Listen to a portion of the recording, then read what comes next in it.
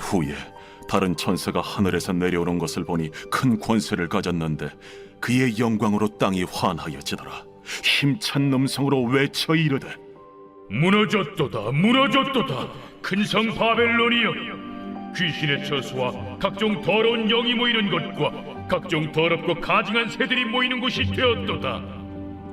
그 음행의 진노의 포도주로 말미암아 만국이 무너졌으며 또 땅의 왕들이 그와 더불어 음행하였으며 땅의 상인들도 그 사치의 세력으로 치부하였도다.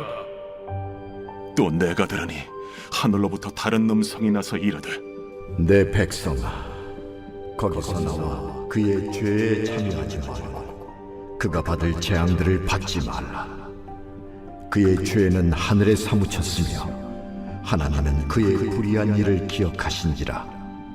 그가 준 그대로 그에게 주고 그의 행위대로 갑절을 갚아주고 그가 섞은 잔에도 갑절이나 섞어 그에게 주라.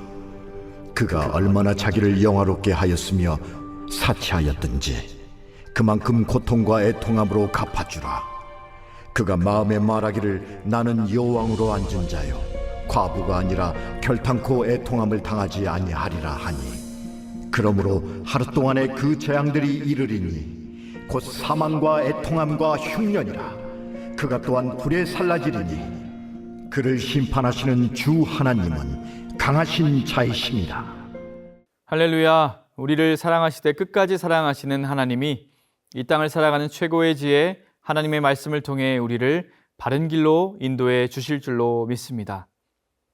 오늘 함께 읽은 요한계시록 18장 말씀은 바벨론의 멸망이 다시금 웅장하게 선포되는 장면을 보여주고 있습니다.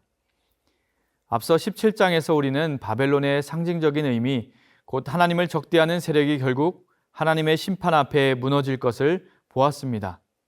이제 18장에서 그 멸망의 선포는 더욱더 분명해지고 하나님의 백성들에게 그곳에서 나와 거룩을 지키라는 명령이 떨어지게 됩니다.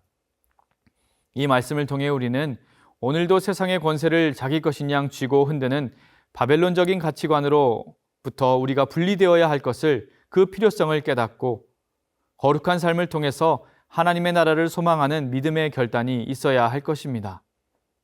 오늘 말씀 1절입니다. 함께 읽도록 하겠습니다. 이일 후에 다른 천사가 하늘에서 내려오는 것을 보니 큰 권세를 가졌는데 그의 영광으로 땅이 환하여지더라.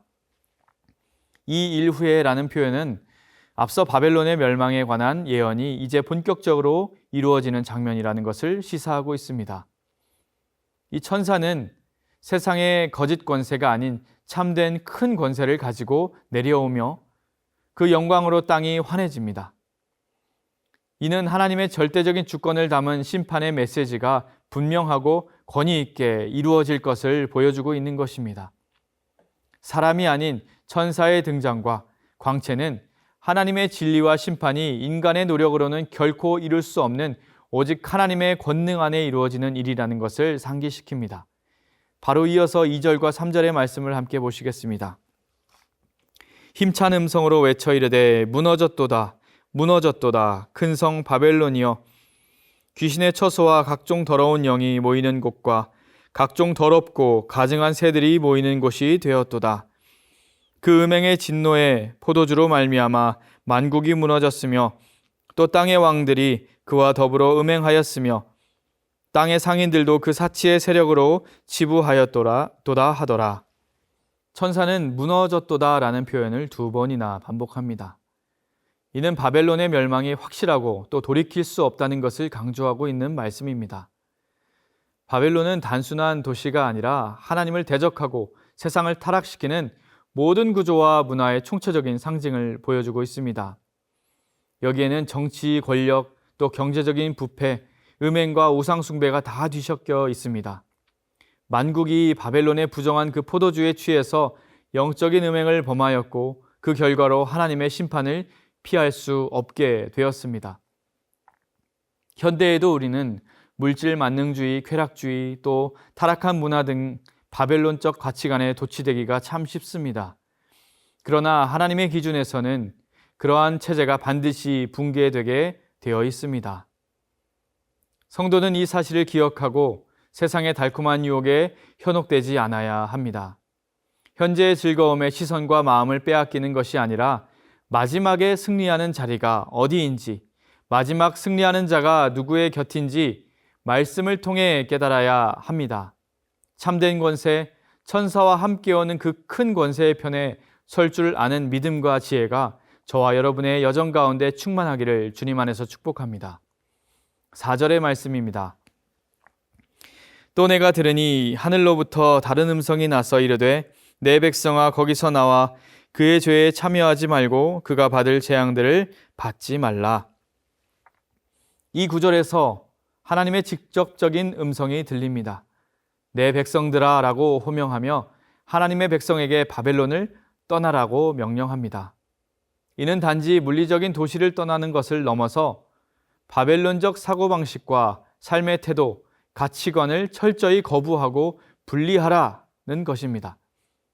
바벨론에 머무른다면 그 죄에 동참하게 되고 결국에 바벨론에게 임하는 재앙에 함께 휩쓸릴 위험에 처해 있기 때문입니다. 우리에게 주시는 말씀입니다, 여러분. 교회와 성도는 세상 한가운데에서 살아가지만 세상에 속하지 않도록 부름받은 자들입니다. 기업이나 문화, 정치나 예술 어떤 분야라도 하나님 뜻에 반하는 가치에 함몰되지 말아야 합니다. 나오라 라고 하는 명령은 우리가 타협하지 않고 믿음의 정체성을 분명히 하는 삶을 살라는 하나님의 부르심인 것입니다. 5절 말씀에 따르면 바벨론의 죄는 수없이 반복되고 또 축적되어서 결국 하늘에까지 쌓였습니다. 이는 한계점에 다다른 죄악을 의미하며 하나님은 이를 잊지 않으시고 공의로운 심판을 내리실 것을 보여주고 있는 것입니다. 인간 역사에서 악행이 번성할 때 정말 하나님은 어디 계신가? 라는 의문을 품게 되지만 하나님은 결코 무심히 지나치지 않으시는 분이십니다. 사랑하는 여러분, 악이 성행하는 시대에도 하나님께서는 모든 것을 보고 계십니다. 의인은 하나님의 공의를 신뢰하고 낙심하지 말아야 합니다. 결국 하나님은 정직하게 보응하시는 분이십니다. 이 사실을 꼭 믿으시기를 소망합니다. 6절과 7절의 말씀입니다. 그가 준 대로 그대로 그에게 주고 그의 행위대로 갑절을 갚아주고 그가 섞은 잔에도 갑절이나 섞어 그에게 주라. 그가 얼마나 자기를 영화롭게 하였으며 사치하였든지 그만큼 고통과 애통함으로 갚아주라. 그가 마음에 말하기를 나는 여왕으로 앉은 자요 과부가 아니라 결단코 애통함을 당하지 아니하리라 하니. 바벨론은 사치와 자만, 자기 영광을 누렸습니다. 하지만 하나님은 그들의 교만에 대한 철저한 대가를 요구하십니다.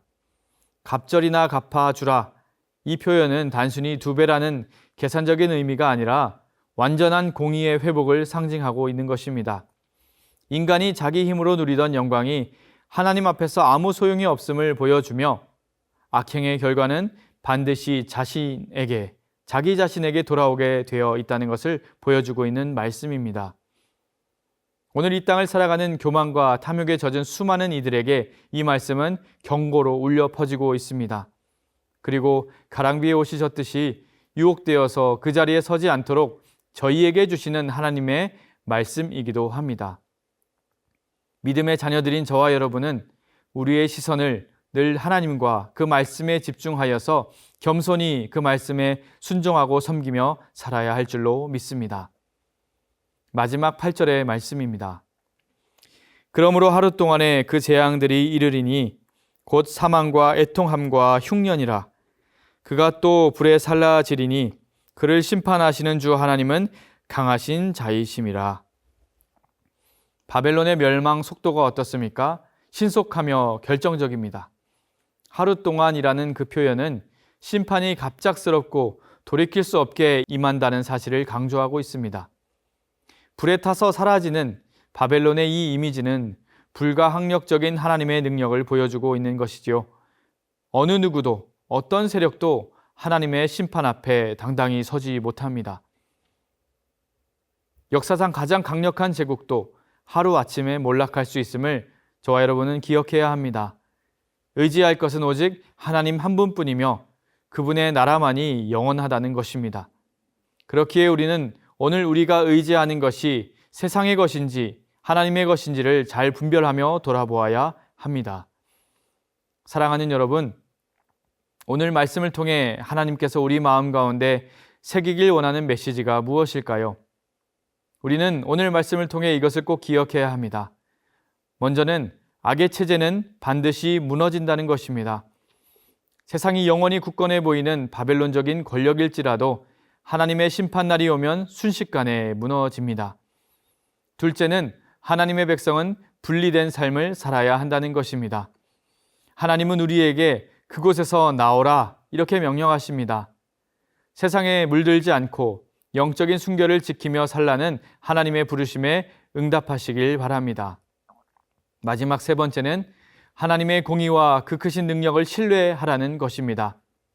바벨론이 아무리 강해 보여도 하나님 앞에서는 연약한 존재입니다. 결국 주님께서 모든 것을 정리하시고 의를 세우실 것이므로 우리는 낙심하지 않고 끝까지 하나님의 선하심과 주권을 신뢰하며 살아야 합니다. 사랑하는 여러분, 세상의 악한 구조 속에서도 성도는 깨어서 하나님 말씀에 순종하고 세상으로부터 자신을 거룩하게 분리하며 최종적으로 하나님의 영원한 나라에 속하는 참된 백성으로 살아야 합니다. 이 고백이, 이 말씀이 저와 여러분을 이끌어내는 참된 힘이 될 수 있기를 주님의 이름으로 축복합니다. 기도하겠습니다. 사랑의 주님, 세상 속 바벨론적인 타락과 교만이 짧은 영광 뒤에 결국 주님의 심판 앞에 무너지는 것을 우리는 믿습니다. 우리를 부르사 그곳에서 나오라 하신 명령에 순종하게 하시고 세상의 가치관에서 벗어나 참된 거룩과 순결로 주님께 나아가게 하여 주시옵소서. 주님의 공의를 신뢰하며 교만을 버리고 겸손히 살도록 성령 하나님께서 인도하여 주시옵소서. 살아계신 예수 그리스도의 이름으로 기도하옵나이다. 아멘.